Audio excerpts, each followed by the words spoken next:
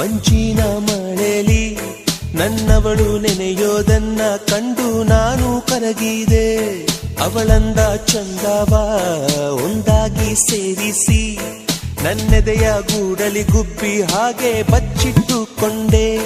ಮಳೆ ನಿಂತೋದ ಪರಿವೇ ಇಲ್ಲ, ಅಲ್ಲಿ ಏನಾಯ್ತೋ ಅರಿವೇ ಇಲ್ಲ. ಎಷ್ಟೋ ಮಾತುಗಳು ಎದೆಯಲ್ಲಿ ಉಕ್ಕಿ ಬಂತು, ಬಾಯಿ ತೇರೇದೆ, ತುಟಿ ಮೇಲೆ ತೂಟಿ ಒತ್ತಿ ಹಾರಿ ಹೋದಳು.